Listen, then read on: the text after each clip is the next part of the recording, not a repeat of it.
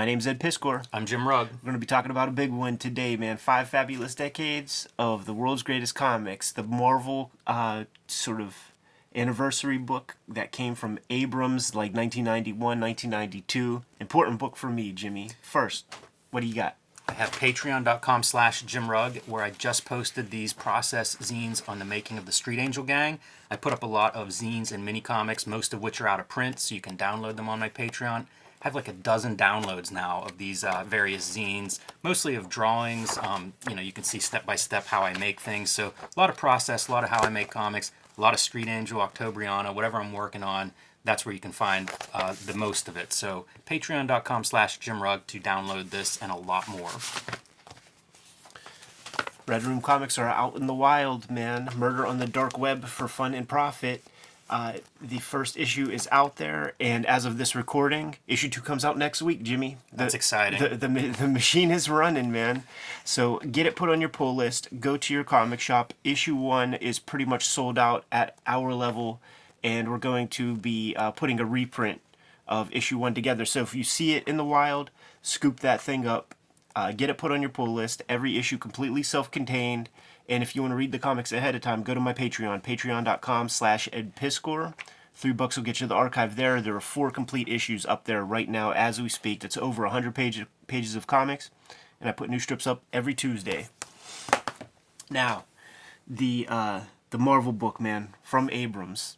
Dude, this thing, incredibly important to me. Got it for probably my 11th birthday, because it was a big ticket item, man. I think this thing was like $50 or $40 back in the day. I think it's going to say on the... I guess not, man. But about $40 back in the day. And as a kid reading comics from the drugstore, you don't know shit about the history of comics, man. This was probably one of my gateways to names like Martin Goodman and Joe Simon, maybe even Jack Kirby, perhaps. Very important for the history of comics to me.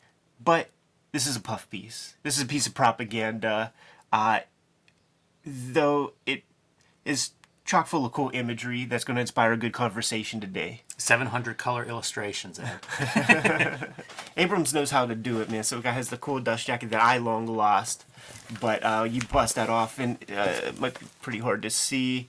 But you could see there's kind of like, I don't even know what the term will be. It's like a velvet kind of cover with some sort of deboss that gives you the Spider-Man face, and you could feel it and stuff. It's pretty tactile and cool. Yeah, it's a neat book. I can't remember exactly how I got my copy, my first copy, I should say. It was something that I purged when I got rid of a lot of stuff in the late 90s, early 2000s, and then fortunately received this in the mail last week, so perfect timing. But it was, like you say, Ed, an expensive book. Yeah. Especially, I got it at a fairly young age, too, where it would have been really expensive, maybe the most expensive book if I had paid cover price. But I think I found it remaindered somewhere or discounted somewhere, possibly secondhand.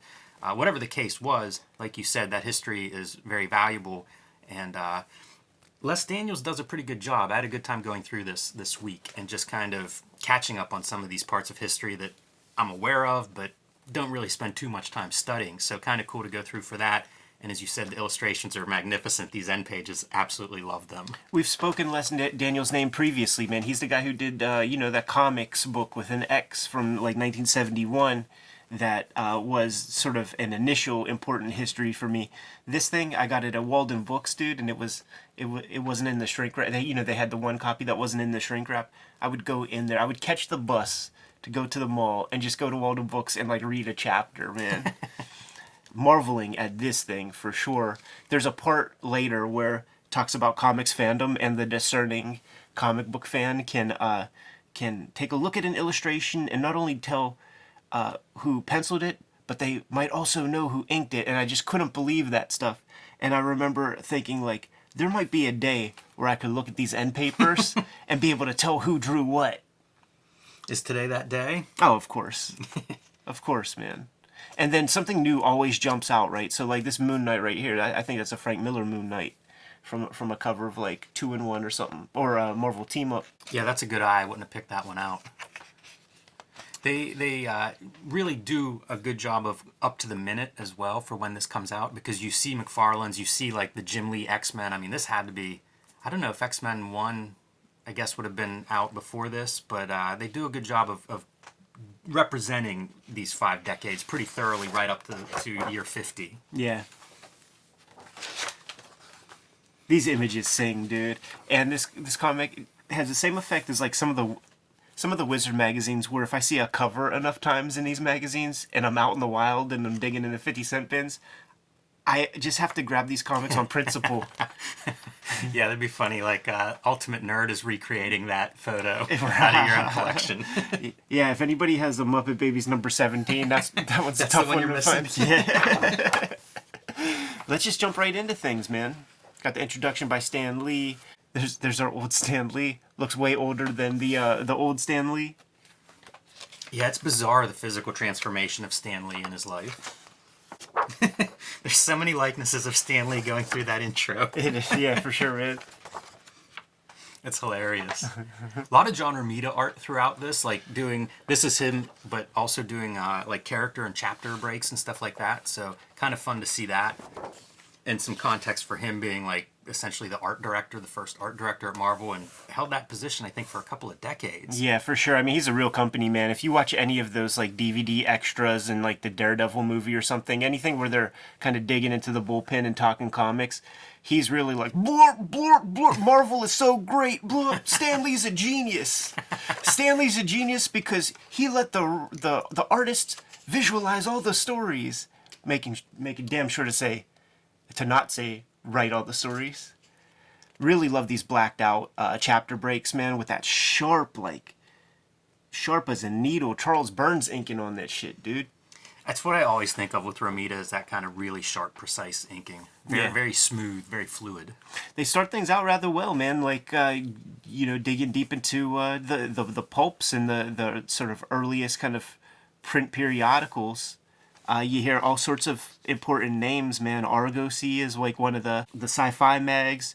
You get a very little bit of like the Yellow Kid, so you're getting the inception of comics. The more superheroic pulps are mentioned.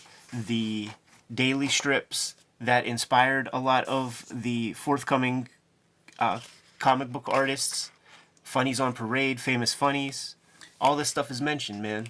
Yeah, and it's cool to see MC Gaines credited with coming up with that comic book format. Yeah. Of course, we think of Max Gaines, father of Bill Gaines and EC Comics, but what a pivotal guy he was early on. And that's somebody whose name I would overlook in some cases. Yeah. I knew EC Comics, but I didn't realize how instrumental he was. Also key to bringing Superman to DC Comics. So that's an all-star there in comics history, Max Gaines. Yeah, for sure, man. Martin Goodman, we could call him an all-star of sorts as well. And he got into the game publishing early, and his philosophy, put a couple of things out there, throw some spaghetti at the wall, see what sticks, and if it does, make 5 more titles of that same genre, subject matter. This is an article on a sidebar on the superhero costumes, and essentially saying that a lot of comic book artists have some classical training, and this is essentially the nude figure. Yeah. And obviously I think of it as, yes, this is a nude body paint or something like that. But I wonder if there's appeal to that. You know how popular superheroes become in comics. Like, I wonder if that classical idea of figure is part of that appeal. Like, it is some kind of, I don't know, art history connection that we have through art history and culture virtually throughout the history of man. And this is just a modern version of it. Right. Doesn't this look like Death Ray? It does. It totally looks like Death Ray. It looks more like Death Ray than Spider-Man. It really does. Even the background kind of looks Death Ray-like. It really does. Wow. That's fun. Somebody should Photoshop a Death Ray logo on the top corner of that image. Who knew Kazar was a pulp hero? And that's an example of Martin Goodman seeing that Tarzan is a thing. People like this Edgar Rice Burroughs thing. Well, let's do one. Let's have one under our umbrella. Yeah, I had no idea he went back that far. 3 issues though, man. Didn't people smelled a rat? Uncanny Stories, worth pointing out that we have a video on this particular pulp and on a couple of these pulps that show off, of course, Jack Kirby getting his beginnings in these pulp magazines as well. So check out the Cartoonist Kayfabe video on those pulps if you want to see more of that art. How cool are some of these covers, Jimmy? They look amazing. I love this kind of stuff. Like I would often buy book compilations of these kinds of things because the covers were it. That's how they're selling them. Literally, like here's a newsstand with a bunch of these covers who can capture your eye and your 10 cents. When you see certain kinds of artists, man, illustrators who are sort of like reference heavy, they have a lot of tricks, right? And they almost don't have much imagination in a certain way. They're always looking at stuff and using found imagery to like compile their work. So I do love the fact that this is like a straight up like mason jar. That Human-sized mason jar. And look at the puss on that guy's jib, dude. Wow. Yeah, and there's even those jars in the background. I like seeing the ads too. Like absolutely. All the Martin Goodman ads for their magazines and stuff. Pretty fun.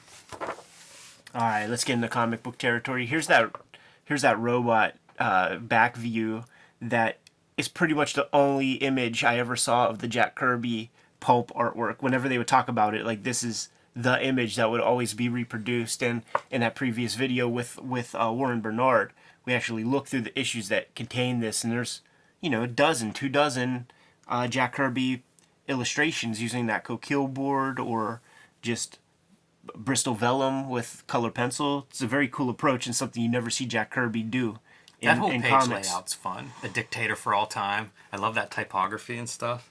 It's cool to see. This was going to be the book where Submariner first appeared, but saved the good stuff for Marvel Comics #1. How about that mock-up, dude? It looks like a finished illustration. The only thing I would tell you that it's a mock-up is the gibberish wordage, man. Yeah, it's beautiful. It's really nice. Not sure, like, if they must have that original in their possession to get that quality of an image. Absolutely, man. That's pretty cool. Yeah, you ain't... no Xeroxes back then, man. So young Bill Everett there at work, and I was looking at that photo. He has a pipe hanging out of his mouth, creates a terrible tangent on his shoulder. Yeah, and also with the window frame. If he would just lean back like 2 inches. Let's go to the golden age, man. Marvel Comics #1.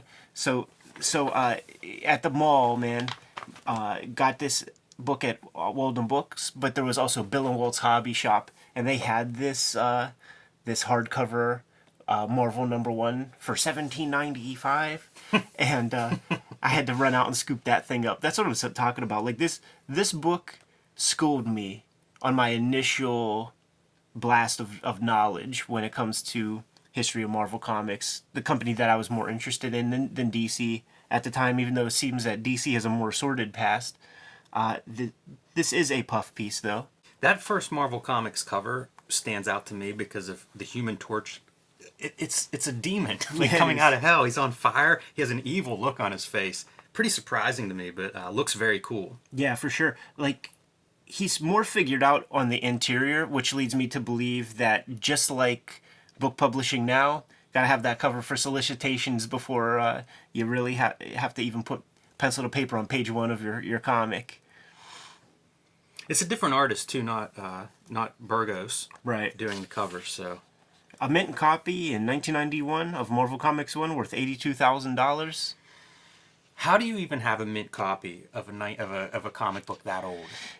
That's a good question, dude, because I bet you, I get these red rooms straight from the printer, and I bet you if I send them to CGC, they're not even 9.8s, man. Yeah.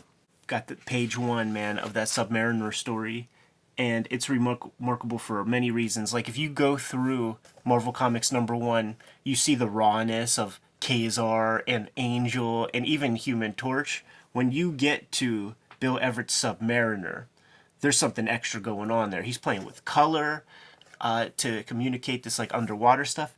There's duotone being used here, and there's just so much more mood and atmosphere, and a better drawing than any of the other artists by a country mile in that book. And he just gets better and better with age, man. The lettering is even cool. Yeah, I agree 100%. Big Bill Everett fan.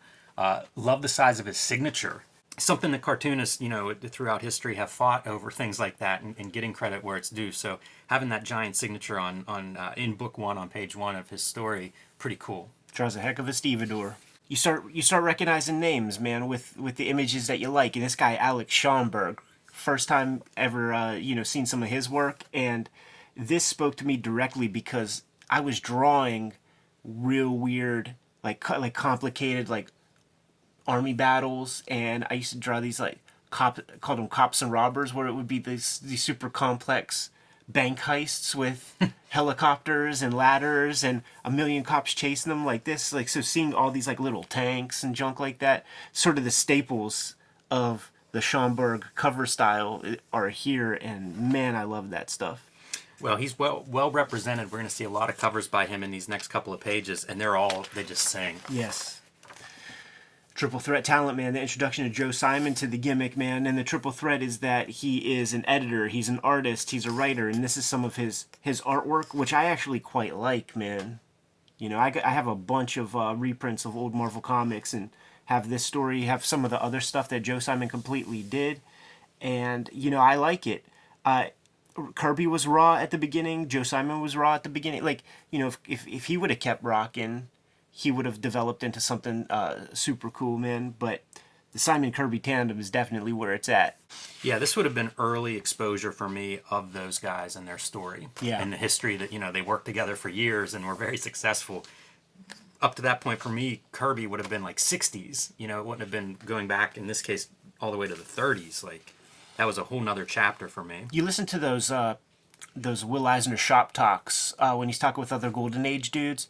And when they mention Kirby, like he was a rock star in 1941 when he introduced Captain America. Yes. Like he was already kind of like an important creator of comic books. Seeing the Angel and the Vision was kind of an eye opener. That Angel looks so uncool, man. It's hard to believe that heroic dudes at the time had that little John Waters mustache and things. That is really funny to call it that, too. Vision kind of looks like Vision. He does. It's the colors and stuff. Yeah, it's the colors and stuff.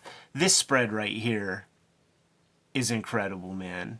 You got a little Simon Kirby up top in that USA Comics. All of these kinds of RC Cola superheroes are awesome. Great lettering for the title logos. The Finn. I drew the Finn in X-Men Grand Design, man. I freaking love that character. It's ridiculous. It feels like this Daring Comics right here, it feels like it would exist in a universe with the Minutemen from Watchmen.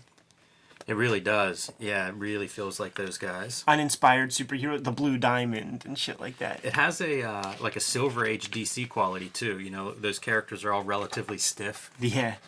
Not nearly as exaggerated as Marvel would become. There it is, man. The initial concept sketch, man, for Captain America. We're promoting the first crossover between fire and water. The elements, the Marvel elements, are going to go to war. More Schomburg pieces here, man, including a little sidebar that gives him some shine specifically. He looks debonair like a motherfucker. That's nice, that first crossover, you see Burgos and Everett's signatures. Yeah. So crossover not just of characters, but talent. I wonder if anybody was paying attention to, the talent at that time. I guess if you were a comics reader of newspapers, you would be familiar with I like this guy. Right. So, might make sense. The legendary stuff, man. DC had Batman, Superman, Wonder Woman. Timely Comics had Captain America. And, the Destroyer wasn't doing it. It was Captain America. Look at that cover, man. Sometime before we entered World War II, we have Captain America thumping on Adolf Hitler, and the sort of urban legend, but I think it was proven to be fact, that like Marvel had to sort of like get security for Jack Kirby because the American Nazi Party was mad at him for that cover. Wild stuff. Yeah, I'll say. This is kind of a tough comic to come by, too. This isn't one that Marvel keeps in print for a reasonable price, Captain America #1. I've been looking for a copy for Cartoonist Kayfabe purposes, and kind of expensive. There's maybe 1 or 2 reprint editions over the last 50 years, and they're not that cheap or easy to find. Go see the movie Comic Book Confidential, and this page is highlighted in that documentary with Jack Kirby reading the words, man. And it's far more powerful. Yeah, very cool. Coming out of the mouth of Jack the King. Buy war bonds. Save paper. Marvel's first fan club. Got to get that mailing list, baby. Love it. Got to get that mailing list, man. Sell some ads. Up here represents the first work by Stan Lee. And they actually made him work, man. He had to write the story. Yeah, it's how you get your postage code that you want for mailing. Exactly. You used to put those couple text pages in. The teenage cousin of Martin Goodman's wife. Yeah, you get his story really throughout this book and just how young he is whenever he starts. 17 at the time, recent high school graduate. 17, starts working at Timely. Pretty good career for him. Yes. These Simon Kirby spreads, baby. Yeah, they credit these in the captioning with, the 2-page spread being one of the innovations that, that helped make distinguish Captain America from the competition. And that is a heck of a Captain America drawn right here, man. Is that Romita? I think so, but I don't know for sure. I think he does most of these, like the character profiles. There's this guy, Al Avison, who did this 2-page spread that is bananas, man. Like, yeah, I want to awesome see so much more of his art. That looks really cool. Never created much of a damn rogues gallery for this Captain America, though, man. Every issue, this Red Skull, like, what the F, man? Yeah, I agree. It's funny how some characters get the rogues gallery and some don't. If Simon and Kirby would have stayed on, man, I think there would have been some more development on that rogues gallery. This Human Torch cover was so rad to me. I drew and redrew this cover a couple of times on the strength of these little eyeball men. Right, yes. They're hilarious, man. It's totally a cartoon eyeballs in their heads. And here is that first crossover piece, man. Once again, another piece that I put into X-Men Grand Design, page 1 or 2, I think. You don't get the fin if you don't think New York City, dude. There's this thing that happens, too, where the Submariner gets caricatured kind of more and more by Everett, and when everybody goes off to war and there are like the young jobbers making timely comics, his head becomes like a triangle yield sign kind of thing, man, and just looks completely insane. Don't you just love those covers, dude, that are like these hardcover book? I do love those, yeah. There are quite a few of those. That one, it says Art Al Gabriel, but Simon and Kirby do that on some of their stuff too, like Stuntman comes to mind, but I love that look. I'm surprised that I haven't done that yet on a cover, because I really do like it, and they exist.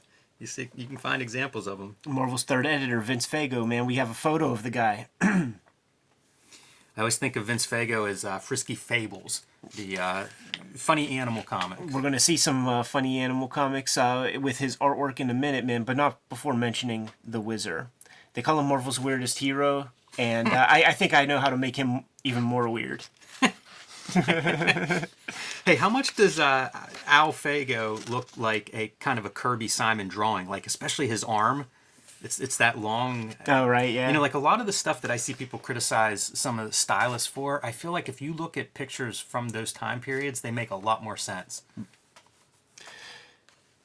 I'm such a dork, dude. I just remember, like, I used to draw this Father Time character because, like, I thought that was a great conceit. But here are some of the Vince Faygo covers, man. Like, he doesn't have, like, when you see stuff like this, man, you know, it has something to it, but it doesn't have the chops of like the Chuck Jones animators and stuff. It doesn't have the weight or something. There's a little something missing there. That Destroyer's pretty cool looking. Super cool, man. Go get your hands on that Robert Kirkman bootleg of the comic that he did for Marvel before he did his manifesto. How odd is this freaking poster, man, for the Captain America serials, dude? Or, you know, it's like a reappropriated some other kind of image for something else, and it's like, go slap a blue costume on that guy. Yeah, it's real funny looking. It looks like somebody who doesn't read comics was told to create to do this art, and they're like, "How does a costume work?" Like imagining like real clothes over top of him. And look at the poor bastard who's playing Captain America, because that mask looks so tight that it creates these jowls, like it's Walter Matthau as Captain America or something. It looks impossible to get that mask on and off. Yeah. You're peeling skin off whenever you're putting that thing on and off. Definitely cutting off circulation, and I'm sure he has a line, a permanent line, man. Especially if they're filming 10 hours a day or something. Also, who knows what that thing's made out of? Some kind of toxic rubber plastic combination.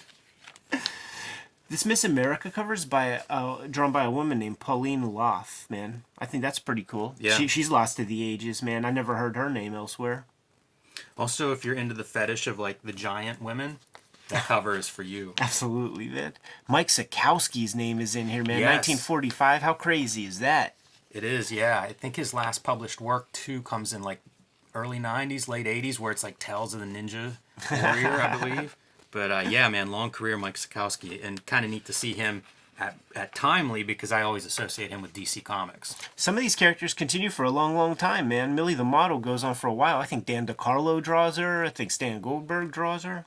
Ogden Whitney might even draw her. The Death of Bucky. I like that Venus cover. That's a real fun one. As like a kind of art history. Again, another nod to the classic figure work of art history. Sun Girl, like some of this stuff I've never even heard of. Yeah, most of it, man. It's pretty neat to see that. It feels like a fake history, like a mockumentary or something. Some of this early stuff, Right. And the covers all look great in these reproductions. Like that's the best part of this book, is just how well reproduced all these things are. Agreed, man. Gene Colan shows up 1948, man. We're Yeah. starting to build our rogues gallery of guys. You know, like Russ Heath will show up in some of these old things. Dick Ayers. I look at like this Gene Colan piece and I love it, and it's so simple. Like Yeah. I can't imagine putting together something like that and having it be so successful, because there's almost nothing to that image, but it reads really well. Here's a little spread. Kid Colt, Two Gun Kid. These books will continue throughout the Silver Age of Marvel and into the Bronze Age, really, with reprints and things. Yes. Yeah, there's definitely some Westerns I'd like to track down. And then facing page, you have continuing that genre stuff into the romance comics that were so popular. I love Guns N' Roses is the name of this section. I think they made an omnibus of the romance comics. I don't know if they're specifically just like, Kirby stuff or whatever, but it might be these things. I didn't know that. I have some romance comic reprints, but an omnibus would be welcome at my house. Bill Everett's chops just getting stronger and stronger with these covers here, man. And another Gene Colan piece with some really cool production values with the color on this. Looks like a watercolor treatment.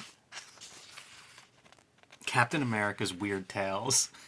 Oh, okay, yeah. Like Captain America turns into an EC comic at a certain point, where Captain America is your de facto crypt keeper. It's Leroy lettered and drawn by some weird goofballs, man. Wow. Yeah. Like the guys who draw it are doing their best, like milk caniffs and stuff. We all do our best milk caniffs and fall way short. Marvel Comic logo, I think that goes away. I think they go back to Timely for a decade or so, maybe. Atlas. Oh yeah, Atlas, right? Yes. It's neat to see that on a couple of these covers, that Marvel logo. Yeah, Martin loved that word Marvel, man. Or should I say Marvel Boy? Right. Russ Heath on these covers, dude. That's pretty cool. And it looks like they dust off this Marvel Boy costume, man, for Quasar, the Harvey Kurtzman cup of coffee in here, man. This Abraham Lincoln comic is John Buscema's first piece. We're building the rogues gallery, dude. Bizarre. Here's a fun quote from Stan Lee regarding Kurtzman. I was trying to keep Kurtzman busy. I didn't want to lose him, and we really didn't have anything for him at the time, so I gave him some gag pages to do, and they were wonderful, referring to like the Hey Look strips, which have been collected, although even the collection's expensive now. But, one of the things I always point at is like, that's the mark of the great cartoonist, is you take the crappy assignment that nobody wants, and 50 years later, it's still being reprinted. Yeah. We're now in the Atlas era. Love seeing those logos and stuff. Like that Atlas logo in the middle of the page, really cool. Yeah, for sure, man. Bringing Captain America back. His big comeback, and like, look at Bucky doing the rah-rah thing. Man, Submariner, every Submariner Everett piece looks great. It really does, man. Very well referenced. Above and below water, like it's just super. I love the hammer and sickle, man. Like when we Right. when we last saw Submariner, he was stomping on Japanese guys. Now his attention's turned to the Soviets. He hates everybody, but he really seems to hate the enemies of America a little extra. All right, man. We got Joe Moneelli is starting to pop into the scene, and when you see that Black Knight cover, man, you think of like Hal Foster influence. Yes. Very, very beautifully drawn. Like, man, I would love to see a collection of all of his stuff. And he was always cited as like Stan Lee's favorite guy at the time. Met his demise very young. I think it was like a subway accident in New York, man. Yeah, fell between moving commuter train here between the cars. How the fuck do you do that, man? I don't know, but that sounds like a brutal way to go. He must have owed somebody a couple of dollars, man. Some loan shark or something, man. Romita says, blessed with tremendous speed. It's a funny way to describe him because it is like Kirby is who we all think of, but it's like Moneelli's who they say would have been the Kirby, for Stan Lee if he hadn't had his accident. So some of those similar characteristics being described here. How about that John Romita sketch, dude, for that Captain America cover, 77. Very cool. It's on some like weird looking grid paper. Yeah, I wondered about that myself. Like, what is that? What's going on there? And you see, like, I love the two possibilities for the Bucky head. Right, yeah. What's the more dynamic? Stan, you choose. Stan went for a whole new Bucky. Totally different Bucky. Even the Captain America is drawn differently. It's neat because they keep that figure, but it becomes a bad guy, a civilian hung up there. Probably not a bad guy, I suppose. Familiar image of Frederick Wortham. Where Yeah, have I we've seen that him before. Everybody out there have their Frederick Wortham can eat a bag of expletives t-shirt.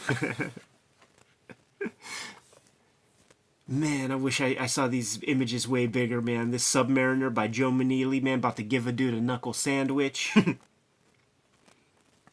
These covers here, man, like this Bill Everett joint. This is a famous cover, I feel like, man. I've seen this in other places. That's an amazing cover. That technique for that figure, that weird two-headed figure, very bizarre. Like you never like a see stipple. that kind of. Yeah, you just never see that kind of texture much. Yeah, I mean, look straight out of the dirt. I don't see a credit for these covers, but I like this one too a lot with the floating hands. Let's look at those titles, man. Strange Tales, Journey into Mystery. These are the titles that will be introducing future Silver Age superheroes, man. Icons. Yeah, but until then, we're going to get monster comics. Yes. Stan Lee posing as Black Rider, man. They did some photo covers in the 80s that I really like, man. Spider-Woman. Man, all these covers look incredible. Marvel Tales. Whenever it starts up with Spider-Man, it's already in like the 200s or something. Why? Because that comic's been going on for quite a while. Those eyes are so good. Love that zombie art by Everett also. Yeah. I've seen that reprinted elsewhere. Yeah. That zombie face is so cool looking. Basil Wolverton. That's timely for us. It really is Fletcher Hanks type shit. Like, Totally. there's wild stuff in every panel, and just look at how ghastly the regular fellas are up there, man. That's some of the best part are his regular people. Yeah. Lorna the Jungle Queen. Don't confuse her with Sheena, the Queen of the Jungle. All these knockoffs. All the Mad Comics knockoffs. Mm-hmm. Kind of love all of them.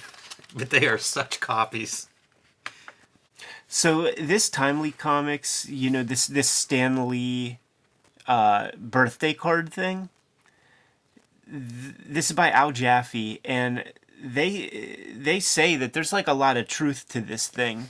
Like, there's this Cat o' Nine Tails, and guys said that like he would have that and like whip his bullpen artists like in a jokey way, but like being a dick, totally emasculating, like Dr. Infinity, like making dudes like kiss the feet type shit.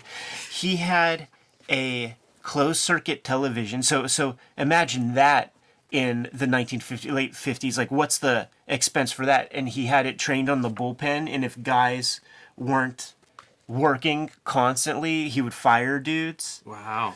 You see, like, SL loves SL, and he's signing everything, the back of his chair. He sees the artists as numbers. That's amazing. I did not look at it so closely, and boy, that's some harsh criticisms in there. It's a roast image, man. It is. And there he is with his whip, like, riding the bullpen dudes. That whip thing is very disturbing. It is. You talk about Captain America 1 not being reprinted much. I don't think we're going to see much of this Joe Moneelli artwork ever again. Yeah, not likely. But we have the Kirby monster stuff is beginning, man. Yeah, I have such fondness for these, and Marvel's definitely put out some large collections of these monster comics in the last decade. I love going to Ides, and you go under the stairs. You see these coverless things, and there are so many Kirby Ditko monster comics. You never find the same one twice. Yes. You can always find new ones, man. Even if you find the same story, it may be different issues. That stuff was often reprinted, repackaged. There's cool stuff in those things, too, that are by guys other than Ditko and Kirby. Like, there are Jack Davis ones. Yeah, and I would recommend if you love those monster comics, it's definitely worth finding some of the old newsprint versions of them. Absolutely. All right, man, let's launch into the Silver Age of comics, man, with the introduction of Fantastic Four #1. They give some context to the success of it, and the famous Genesis story where Stan Lee or Martin Goodman or whoever is golfing with the publisher of DC, and the dude spills the beans about how Justice League of America's popular title for them. Yeah, some great stuff here where Stan Lee says his wife told him, if you're planning to leave the comics business anyway, why don't you just turn out a couple of books the way you think they should be done and get it out of your system before you actually quit. That's a fun story to tack on.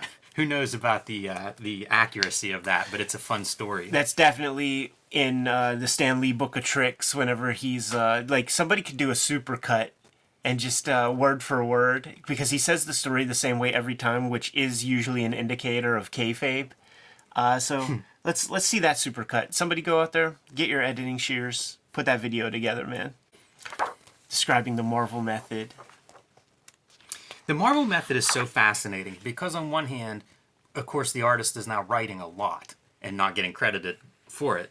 But on the other hand, like, it really is like, let the cartoonist cartoon. Yes. So it's a real balance between like the good and bads of that method. I mean, like, as artists, are you going to be more enthused to verbatim, be an extension of the writer's whimsy, or are you going to have more fun taking a couple sentences, run a wild? You know what always kind of perplexed me about the Marvel method, and it's just my ignorance of not working in it, is when you get to like dialogue pages and stuff, like back and forth between guys at the Daily Bugle or whatever, like, what is that? And also, why would you ever have that if you were like the artist doing that stuff? Because you see John Romita do that kind of thing. Yeah, I don't know how that works either. Would be curious to hear a little bit more about something like that. One of those great pages where Lee and Kirby pop in, and you never see their faces. Yeah, that's funny. And these are Fantastic Four 4, the Avengers issue that brings back Captain America. These are all the blemishes on Kirby's career. You can't say much bad about him, but like, he participated in bringing all these characters back when the copyrights were about to lapse and go back into the custody of the creators. So he was a hatchet man for Marvel Comics, like, the Human Torch and Fantastic Four 1, bringing Submariner back, bringing the Vision back, Captain America. I guess the Angel in X-Men. Yeah, it's an interesting point. Not one you hear discussed much when it comes to Kirby and creator rights and things like that, but it's an interesting point. You can contrast it with somebody like a Bob Kane. Right. Flip the script, man. Let's check out these Ditko Hulks. I always remember the story of Stan Lee saying that Ditko was the best inker of Jack Kirby. I want to say that I heard it was said at Jack Kirby's funeral. Kind of weird. I wasn't there, so I don't know if that's true. Right. But definitely that's a story that I always think of with Ditko. Whenever you see Ditko inking Kirby, I always think of that. Yeah. And just, dude, banger after banger, right? Like, Hulk, Thor, one after the other. Yeah, unbelievable how much of a role they got on. Whatever that rhythm was, whatever that Marvel method, however it actually worked. Talk about just right place, right time, everything coming together. It's incredible streak. Then we get to the Spider-Man era, and we actually get to see what the Steve Ditko original version of the cover looked like, which is pretty freaking cool looking to me, man. But we could agree, man, Kirby created an iconic piece right there. Yeah, no doubt about both of those statements. They could have. Here's a complaint for Abrams whenever they reprint this: blow up that Ditko version. Yeah. Let me see that a little bigger. Yeah, that's my complaint with all this stuff. Like, maybe just give a lot of that stuff like an extra page. So, dude, this is, we did the Amazing Fantasy 15, and I remember like feeling real weird about that last page, and I didn't know why I knew or remembered that he had polka dot eyeballs. It was because of this. Look Boy, those eyes are strange. Yeah. They made the right choice of whiting those out. Now I want to draw dot eyes in every Spider-Man eyes.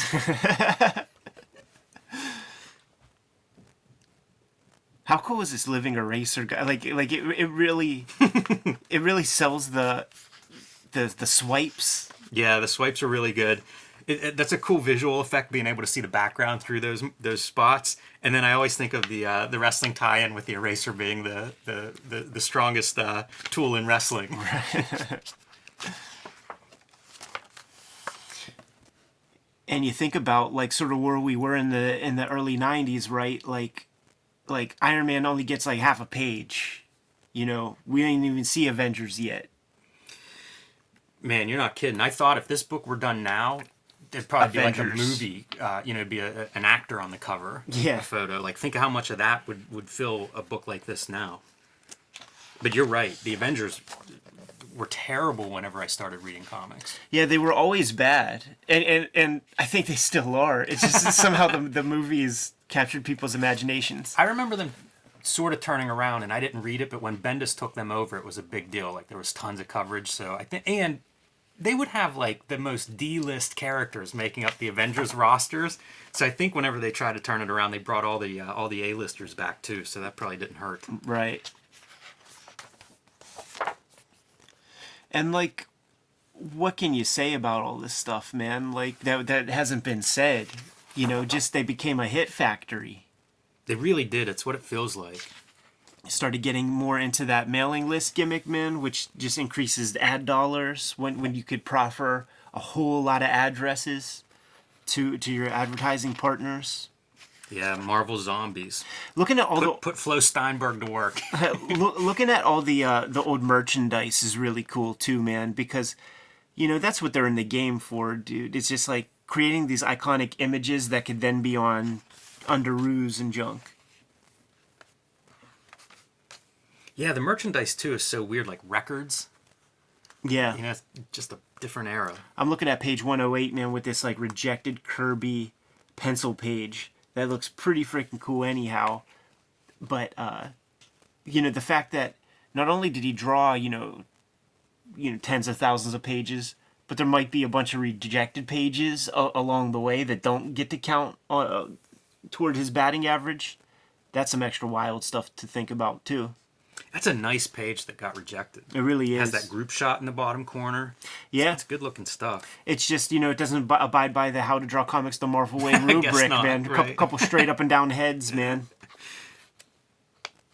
All right, Now we're starting to see the Avengers come together. Yeah, we are. And that's the cover for that one artist edition, the Right. Monsters and Heroes or something, the Jack Kirby, one of his many artist editions. And it's 2 up. This old school art, early 60s art, twice the size. X-Men get their due. Yeah, this is a fun part whenever you think about X-Men early 90s, hottest book on the planet. But the history of X-Men, not at all the hottest book. Not at all. This would have been the first time I got to see these old costumes, man. And then I started drawing my own like X-Men comics and artwork like with these old costumes. And those Jim Lee issues were out where Wolverine is wearing this outfit and Gambit's wearing this outfit. So like a lot of things started to make sense to me after seeing this. And then when you see the Human Beast, see, reprints, you could not take them for granted back then. Yeah, for sure. So when you see this Human Beast, you gotta try to figure out like where's the comic where he turned, man. You know, it would have the same effect as like old wrestling magazines to me, where I would see heel Terry Funk, but then face Terry Funk, who's tag team partner with the guy who he stabbed, right. 5 years ago. Stabbed. So where's the through line there? I need to figure that stuff out. That X-Men 33 cover is a beauty. Yeah, I'm not sure. Are these rejected? Yeah, unpublished covers. The no prize. Genius. And in a total passive-aggressive dick move. It's fantastic.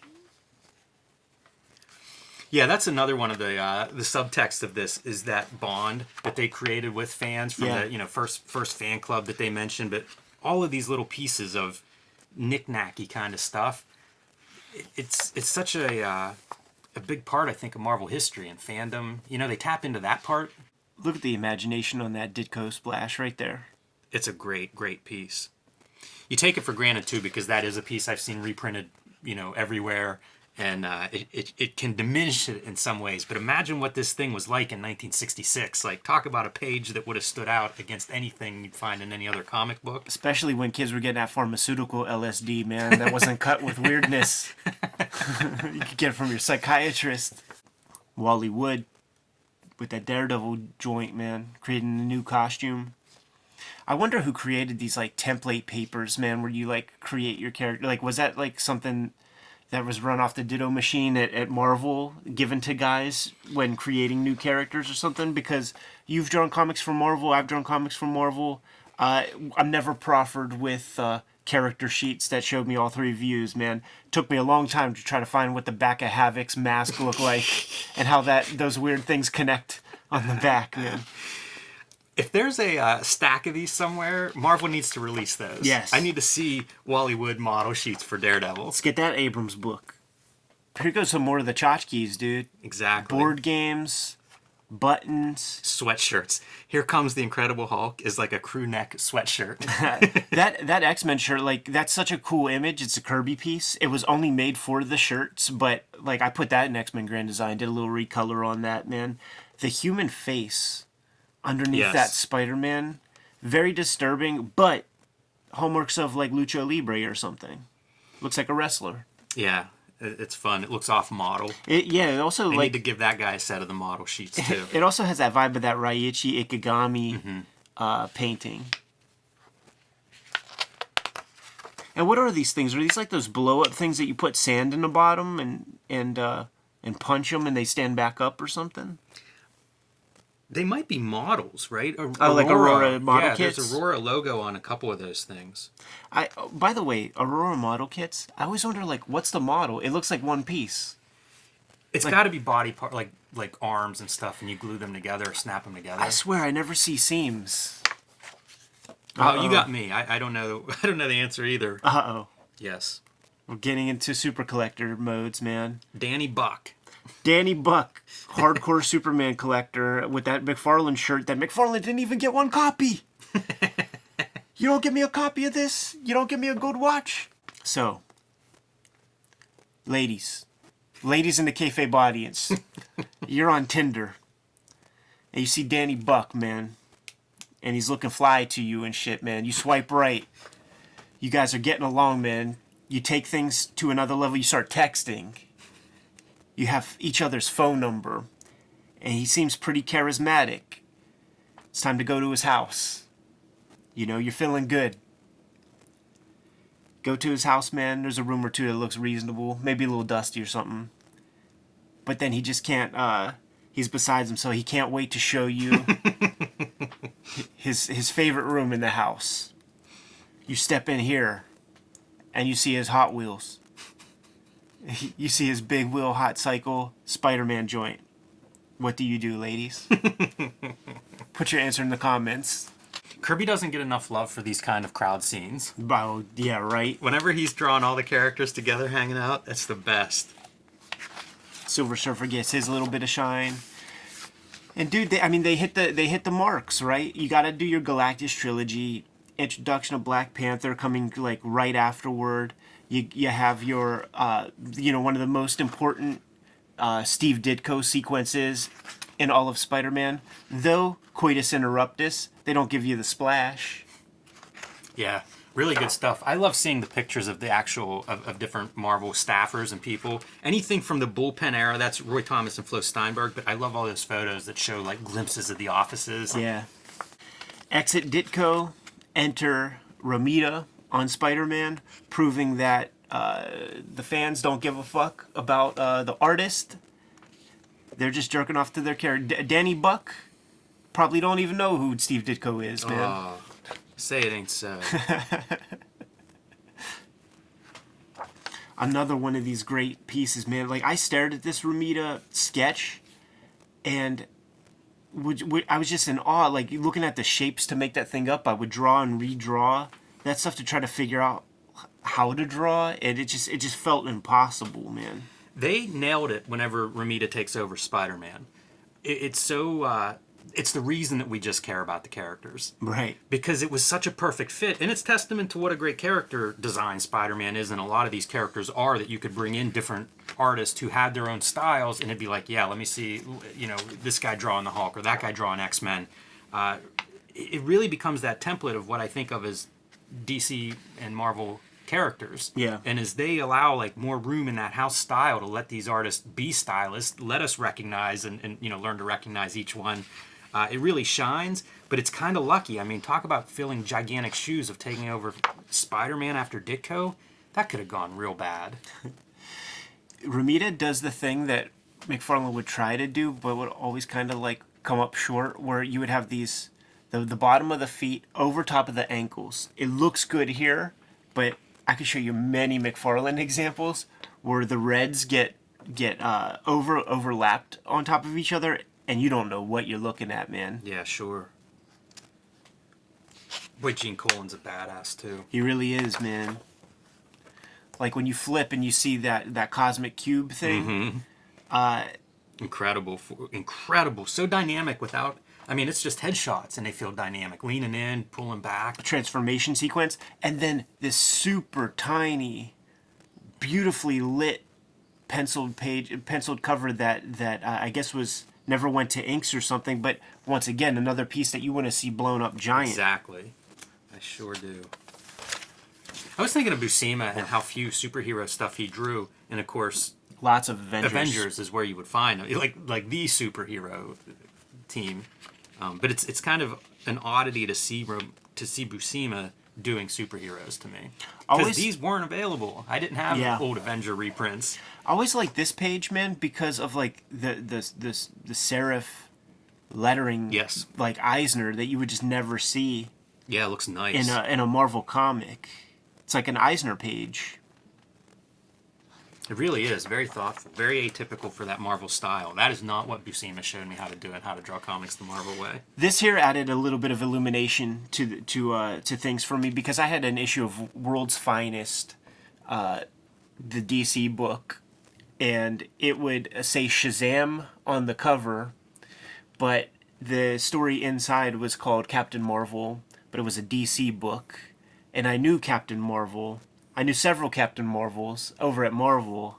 I knew the girl. I knew the blue and red cat. Never knew there was this green guy. And this kind of breaks things down a little bit. Whenever we were kids and there would be the Mile High comics ads in like the X-Men books, the not brand Ek comics were like, I remember they were like $8. And seeing these covers, like I really wanted these comics real bad, man. Because my favorite stuff in Mad would be when they would do a series of like comic strips, parodies or comic book parodies, and to my mind, this is just a whole issue's worth of those cool parts. Something tells me they don't hit very hard, though. I'm sure they Something don't. tells me the satire isn't that big of a deal. We're in the Steranko era at this point, man, super late 60s. And who are the two people who get to come into comics in the late 60s? It's Steranko and it's Neil Adams. I was taking a look at this Neil Adams page and just the obliteration of storytelling, because I think this is panel 1. Yes. This is panel 1, and then this is panel 2, 3, 4, and then, this is the last panel you're supposed to read on that page. Is that true? Like that's legit, right? I think so. I think Iceman is saving him. Oh no. Oh, gotcha. I don't know. Is this the first one? I think this is the first one. Yeah, me too. Yeah. It's like boom, knock him out, fall, and then save him. Got it. Yeah, I think that's the order. You're right, though. I did the same thing. Like, I would stare at this page and just be confused. Yeah. It looks really cool, but very confusing. That X-Men cover, on the other hand, nothing confusing about it. Yeah, like, would this be, like, one of the first color hold kind of surprint If covers? so, man, he's Covers gone in- dramatic on it. That's a really good color hold. Yeah. No confusion on this Steranko page of comics. And then we have, once again, you got to have the hallmark landmark pages, man. So it's the one with Nick Fury and that lady about to engage in a little fornication, man. You see the lips up close. And that last panel is a pasted up panel. And the way Steranko always sells it is the gun in the holster, far more suggestive than what I had in mind. Which I think was just like a Rorschach kind of like couple silhouette far off in the distance kind of panel. But the gun in the holster. And you could tell, man, that looks like a jobber drew that thing. Yeah, it does feel a little out of place. Man, I look at his stuff. He had to be, aware of Krigstein, right? Oh, yeah. Those narrow kind Absolutely. of panels. Absolutely. It's a strong Wolverine. And see, this is where, like, I solidify in my mind, like, bronze, silver, gold. Like, Bronze Age, to me, begins with Conan the Barbarian. Yeah, departure of Kirby. Yeah. From Marvel. And you see Barry Windsor Smith just growing issue by issue. Starts in this place, ends in this place. That's some growth. Yeah, I'll say. There's the Kree-Skrull War that takes place over like a year and a half worth of time, which is like one of the first big arcs, and you can tell like Roy Thomas such a fanboy where he's bringing the Finn back, and all those guys that we saw in earlier issues or in earlier pages and chapters of this book, seeing these Neil Adams pencils on like, what is this, like some sort of like thermal printing that was saved over time. There's a lot that Tom Palmer's doing. When you compare those pencils to the inks, like Tom Palmer is finishing, like really bringing something to it. That stuff was huge for me anytime I'd see it, and those were really good examples because, I mean, Neil Adams looks amazing. The trilogy of non-code approved drug issues of Spider-Man, where I think this guy takes pills and thinks he could jump off he could fly off a roof or something like that. Where Stanley pretty heavy stuff. Yeah, but Stanley like famously was talk about like, yeah, I don't know anything about drugs, so we just kind of went for it. Just a popular topic at the time, dude. I could spend an hour talking about this set of John Romita thumbnails, man. It's like a sheet of typing paper blocked out so that he can lay out pretty much a whole story, and it looks exquisite. It's gorgeous. And there are these, like, you start looking, you start to find these panels of like close-ups and cool compositions and like shading and stuff on his thumbnails. Yeah, it's all there, man. Yeah, there's so much good stuff in that part. Could start bringing back monsters. By the way, this is another one. If this is how he worked, and there are reams of those typing paper with that stuff out there, compile it somewhat. Yes. I need to see as many of those as I can.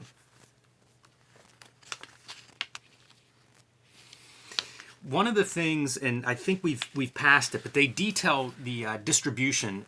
DC was distributing Marvel in the early 60s, so whenever they rise to their prominence, they're limited in how many titles they can do. By the end of the late 60s, that changes, and that's where you start to see what we're seeing here. The floodgates are open at that point. But it's kind of a cool story because Goodman had his own distribution arm, and that went under, which is how he got under the thumb of DC Comics. Whenever I see a Werewolf by Night comic, I do want to remind people to take a look at those early Gary Groth photos when he was a young boy writing his first fanzines and stuff. A lot of Werewolf by Night comics in his library. And we're getting into all the fly shit, dude. We're getting into Ghost Rider, the early stuff, man. Looks so cool. Mike Plug art, the Gene Colan Dracula stuff. Stan Lee's doing the lecture circuit. Talking about how he created everything. I had to look up that Carnegie Hall poster. You can track those down. The Billy Graham... Dude, look at the color on that Billy Graham Black Panther, man. Yeah, it's really wild. I think the legend of this cat cover... Do you know the legend of this cat cover? No. Wally Wood drew her completely butt naked with like a bush and all that stuff. And then the bullpen went in and had to take all the nipples and stuff off of it. That's great. This is a good spread. The Paul Galassi Masters of Kung Fu cat page, really awesome. And you know what? This color page, the Black Panther color, the colorist is not credited, but it's inked by Klaus Janson. I wonder if he's pulling double duty and coloring it as well. Yeah, you know what? You might be right, man. Because it's pretty unique looking. Really striking, the orange and blue. The creepy and eerie, the Warren books are huge. Yes. And they're taking up lots of real estate, man, at the 7-Eleven. So Marvel has to get in on the game, and man, does every other magazine fall short from those Warrens. No doubt about it. And even the Warrens begin to fall short after a while. They just start getting hacks and lames drawing them shits, man. Yeah, no doubt about it. But boy, they talk about that expansion here. Giving Stan Lee the credit for it, but it's like one day we had one book, the next day we had two, the next day we had four. Red Nails page, dude. It's a hot market. In black and white. Yeah, talk about Barry Smith's evolution from Conan 1 to that. Whew.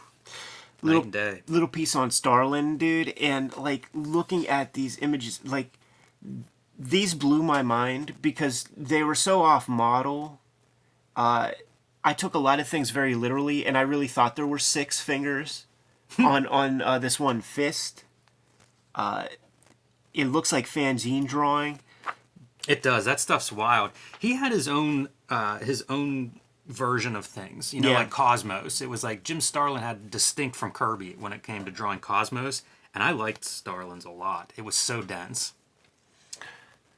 This blue line Punisher is pretty sick, man. These John Romita sketches for these characters. It's so neat to see the sketch version. You can kind of see the way the form's put together. So good. I have this first issue. I have the Spider-Man 129 without a cover. We could go through that sometime. I'd be down for that. I don't think I've ever read that. Yeah. Yeah, my uncle had it. My uncle had it and was sitting on it for, 40 years or something, and I just bought a bunch of comics off of him for $20. I bought all of his comics off him for $20, and that was in there. All the comics he had were very kind of butch, macho comics, like Joe Kubert, Sergeant Rocks and stuff. So I think this was the only Spider-Man in there, and I think he just got a comic, this dude has a gun on the cover, I have to get that comic. Pretty intense cover. Yeah. You'd always see those kind of covers, or those kind of comics at flea markets, where it'd be on the corner of the table, some dude has a dozen comics laying there. It'd always be war comics. Totally. I remember going through a phase of trying to track down Nick Fury, Howling Commando comics, and having a lot of success at flea markets. Me where too. It'd be there are 8 comics on this table, and 4 of them are Howling Commandos. Absolutely. And they're all reprints. You could get different covers with the same comic and just get freaking mad. There goes the old school Wolverine. Same with those sketches. Yeah, really cool. Really? Emphasizing 5 feet 5 inches tall. We throw that out the window these days. Yeah. Super interesting mask. It's what is that? I was at Cabela's, the big sporting goods shop, and they have all these taxidermied animals, and they had a taxidermied Wolverine there. Does it have anything It doesn't look too much like resembling? that. It doesn't look too close. Like Romita, man, he could do some things right and some things a little crazy. So like we get rid of the Punisher white go-go boots. We get rid of the Wolverine whiskers. Yeah, feels like a cat, some crossover with the cat design. Very much. Enter X-Men era crossovers. We talked that shit. Man, this is around the time when I was definitely reading classic X-Men and X-Men. Boy, they're doing it right, too. Dave Cockrum and Art Adams on facing pages.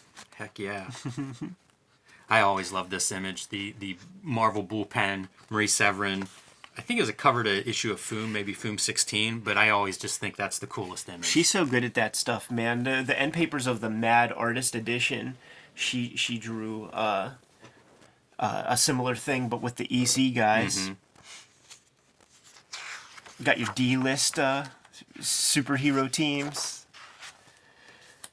Howard the Duck. Like, if this book was made earlier than this, Howard the Duck would have got way more shine, because he was a very important character for a while there. To me, like, I think that it's almost exclusively based on it just being far different from everything else. But he was a huge character. Cerebus comes from that. The comic company Kamiko comes from doing a bunch of weird duck stuff. Perhaps even Ninja Turtles comes from, this is the first anthropomorphic character, like, messing around with humans and shit. Yeah, that's true. It was definitely a smash hit. Fun to read their little tiny bit of, history for that legal dispute over ownership and things, and it kind of killed Howard the Duck. Yeah. And shit, even now, like, his look had to change, and then Disney bought Marvel, so, like, it could go back now. Yeah, now you could do the Howard the Duck and Uncle Scrooge crossovers that we've been clamoring for. And why wouldn't you?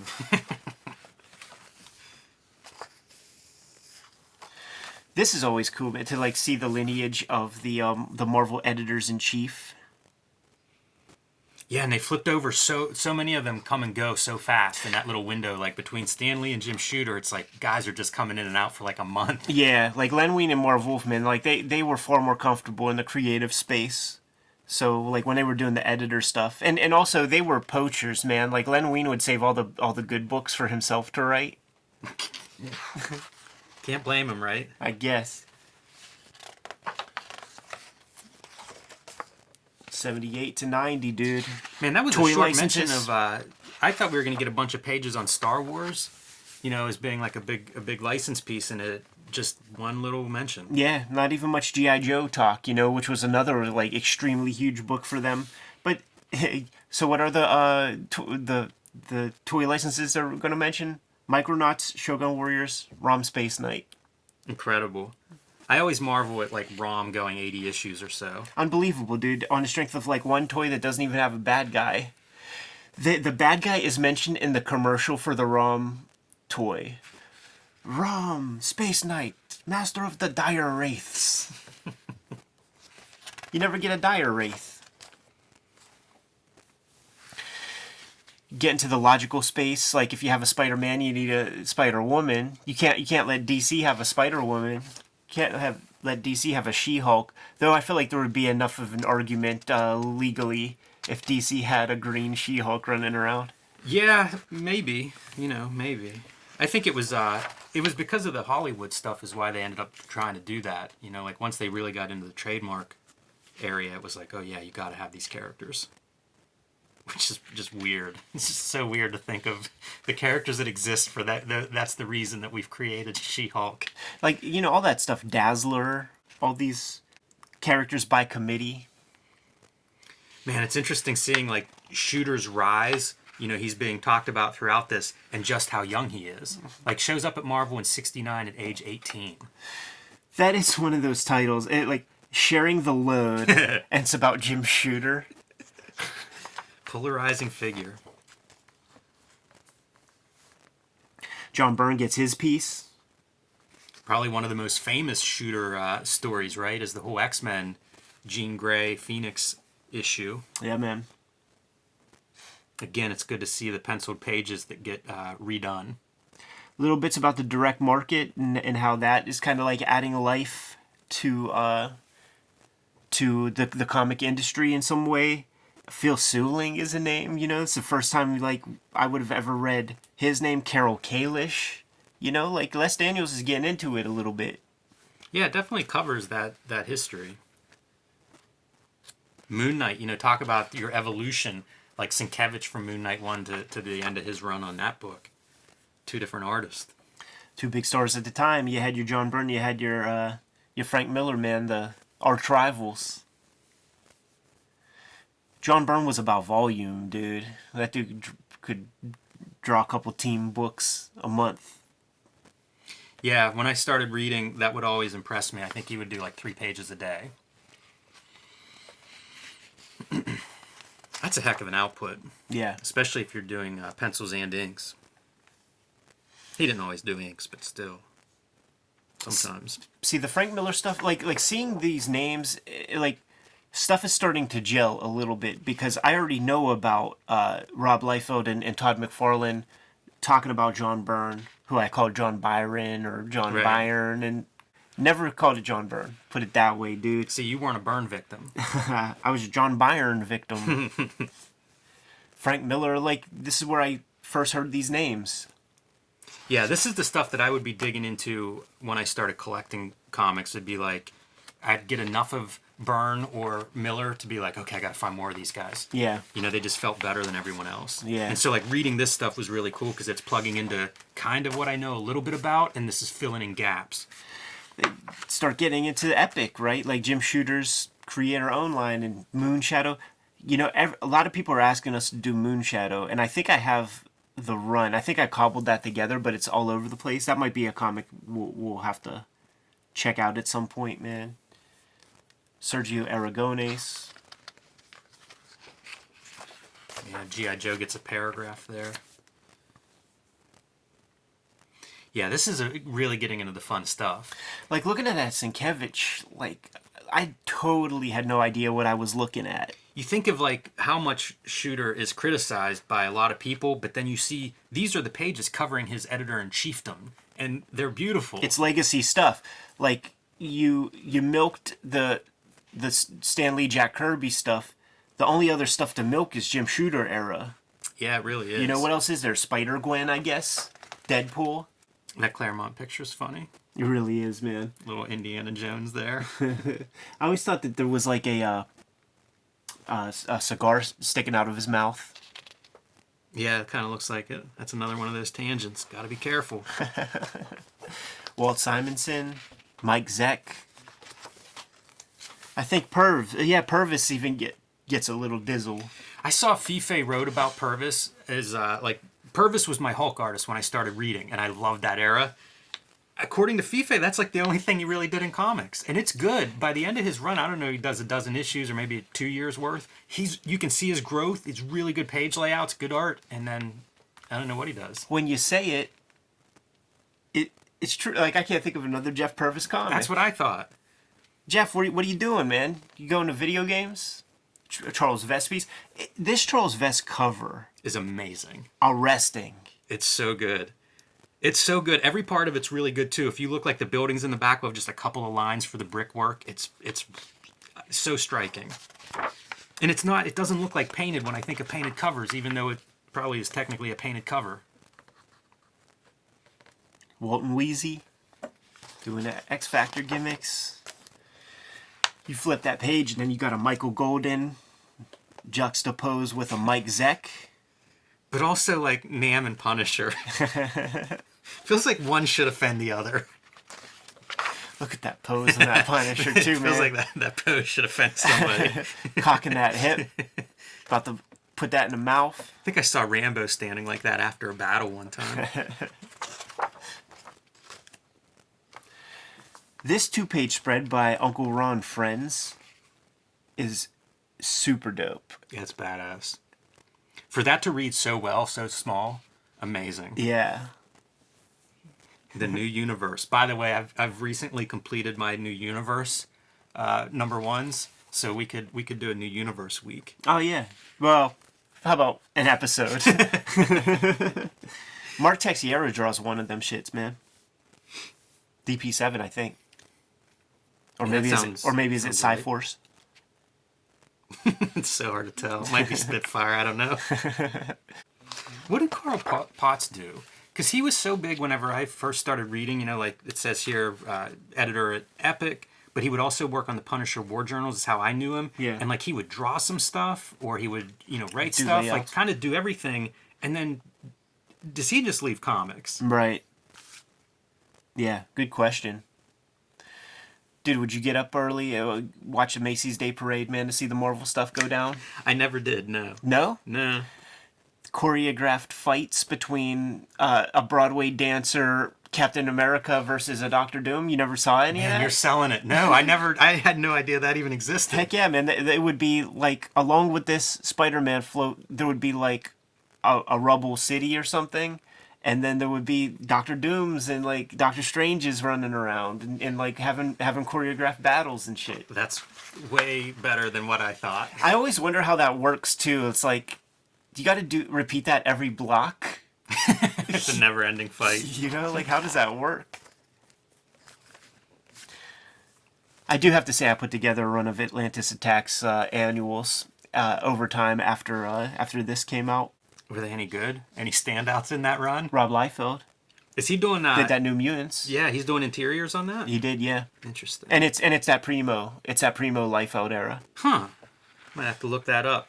DeFalco, the editor-in-chief here, was the editor-in-chief when I was reading. Yes. Shouts to Rick Parker, man, doing the Bullpen's Bulletin cartoons every month.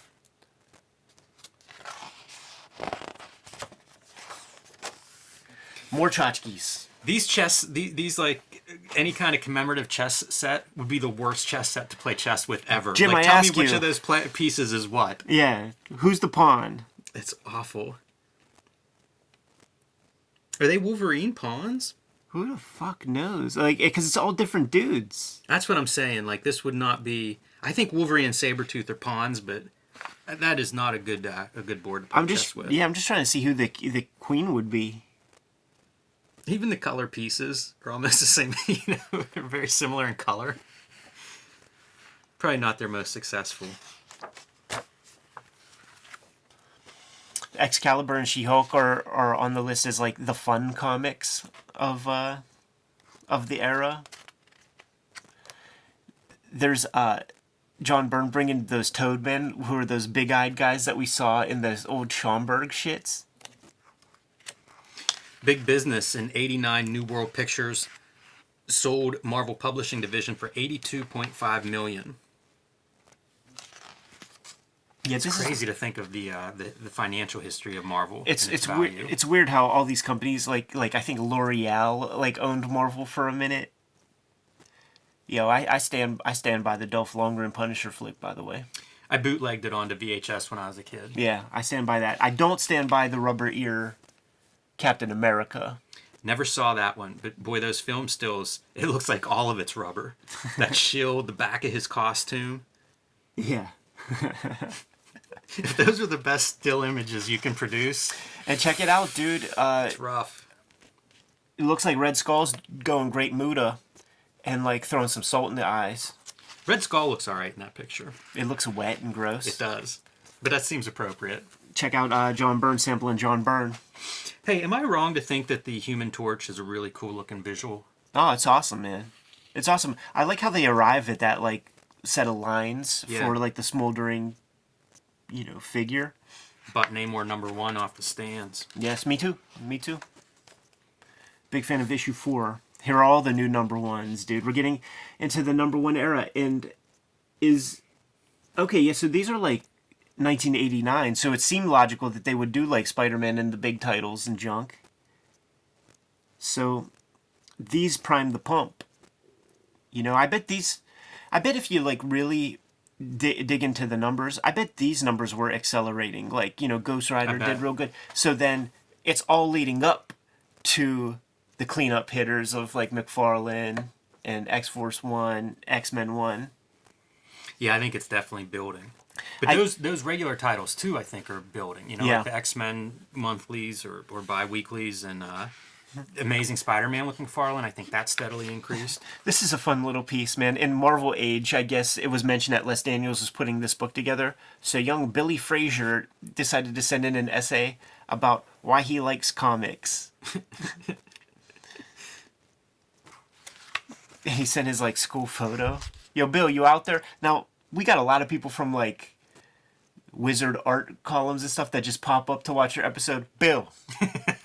Bill, if you're out there, man, let's talk. What a way to end it. Yes. You know, the McFarlane era. Look at that moose in McFarlane's hair, dude. The shine. The shine coming off that hair, dude. And you could tell, dude, that's like Aquanet moose, like that crispy hair from the early 90s. You remember that shit? All the girls had that? Terry Stewart looking a little bit like Danny Buck. Yeah. With Death Ray behind him? Yes. Good to see some McFarlane pencils and finishes, dude. Love this because there is nothing to those pencils. No. Like he's doing all his drawing in that ink stage. Yeah. That's very, very helpful for me to see. Probably how it has to go when you do Yeah. that monthly grind, you know? And he's a guy, he could do 100 pages a month. He did that, you know, a couple of times. All right, Jim, you're tapped in. Go. Mike Sines makes his appearance. Shatter, the first computer comic artist, Mike Sines, doing the Iron Man computerized graphic novel. Love all of that stuff. We've talked about it several times on the show. Glad to see that he gets a mention, a little call out here. The Mobius Silver Surfer joint. Go back one. You told me recently about this character looking like a silhouette of a character with a tail. Yes. It's so funny. I can't unsee it now. Every time I see that image. Yeah, like it felt like Grimlock from Transformers or Yes. something. Like I thought it was a Tyrannosaurus or like a Megazord or So something. funny. And yeah, Mobius Silver Surfer. That's quite a spread. A lot of these spreads are really impressive. We did a video on this piece, man, highlighting the Marvel method, going through all the steps to get to the final printed comic. And then it ends beautifully, dude. A handful of classic Marvel comics reprinted in the back for your enjoyment, a la that kind of Smithsonian book on comics kind of treatment. You know, they blew out some things like the lettering so that you could just like read it more clearly. But dude, you get a classic Bill Everett strip where you get to really see him shine and do pretty well. This image right here was sick as hell to me, dude. Amazing. Coming down that shaft, that's a hard view to draw. The silhouette on the elevator shaft, sick as fuck. Super strong. Fighting a gill man, like straight from Creature from the Black Lagoon, big lettuce monster. You know what? I actually like this type of reprint too, because I've never seen reprints quite like this, where it's just the white that is cleaned up, but the rest of it kind of feels like the page. Kind of like it. It's a bit of a funky look. It's just the white of the word balloon too, Yep. by the way, man. Because like, you know, his eyes and stuff like that, like the stuff that they leave white, is the newsprint texture. Spider-Man #2, Ditko, like we could just do that issue. Yes. I'm stoked to do that issue. I'm very happy to do that. This Man, This Monster, the classic Stan Lee Kirby joint, like after the Galactus trilogy, but before the introduction of Black Panther. Like that's an issue we could do. Yeah, I know a lot of people that Take a look- highlight that one take as like their favorite issue. Take a look at the cool Kirby tech. Take a look at the collage piece. I think I have that comic. The original or like a Marvel's Greatest. You know, I'm not sure which. That's the confusing part why I say I think I have it. Yeah. And then sort of the big one of the ways that they like really sold this, believe it or not, was for this like unreprinted, hard to get Wolverine comic. And you know, the completist out there wants their hands on everything. This appeared in like a Sears catalog or something. Wolverine 101, Claremont calls it. Oh, dude, check this out, man. In my book of gimmicks here, I cut out from the Pittsburgh Post Gazette. No Laughing Matter. Calvin and Hobbes is retiring, man. 1996 article. Good place for it. A somber note to end on, man. It ends with that little spot illustration, man, of the McFarlane Spider-Man with the spaghetti webbing. Boy, I bet they would do that differently a year later. Yeah, that's goddamn right. That's goddamn right, dude. We end, dude, the history of Marvel, puff piece, propaganda piece, man. Well, we fell for it, Ed. Yes, we did. It was awesome. It was good. It gave me, it sowed the seeds of my early comic knowledge, and you know, not a bad read. It's fun, but you're not gonna get the bleeding edge stuff. You're not gonna get the, as they say in Great Britain, the controversy of the creation of Marvel Comics. Place you'll get that is this joint right here, man. Marvel Comics, The Untold Story. It's a prose book by Sean Howe, who I think still runs a great Facebook page, a great Tumblr page, showing all kinds of ephemera from the history of Marvel Comics. And Jimmy, I don't know how we'll do it because it's a prose book, but man, this is worth a conversation. Yeah, it could be one where we all read it. Maybe bring Tom in and we'll just have a round table or something. I'm surprised they haven't done a deluxe edition that reprints a bunch of the photos and images and stuff from his from the blog. Yeah, definitely a fun resource out there for if you want more info on Marvel Comics history. That's the place to go. Well, it's a big book, so we better go crack it, dude. It's going to take some time. Kayfabers, like, follow, subscribe to the YouTube channel. Hit the bell. We'll notify you when new vids are available. Jimmy, what do you have, man? Patreon.com/JimRugg is where you can download my hard-to-find out-of-print zines and mini-comics. Over 10 of them up there right now. See a lot of my original art, how I make Street Angel, Octobriana, and much more. Patreon.com/JimRugg. Red Room Comics are out there in the wild. First issue is out. Second issue is going to be out, I guess, this coming week. Get your hands on it, get it put on your pull list at your local comic shop. You could order and pre-order these comics directly from Fantagraphics. If you want to read the comics ahead of time, you can hit up my Patreon, patreon.com/EdPiskor. All these links are in the link tree in the description below, and the Patreon only costs $3 for over 100 pages of comics. Subscribe to the Cartoonist Kayfabe e-newsletter at the links below this video. You can also find Cartoonist Kayfabe t-shirts and merchandise at the links below this video. Jimmy, give these guys one less set of marching orders, man. We're going to be on our way. Read more comics.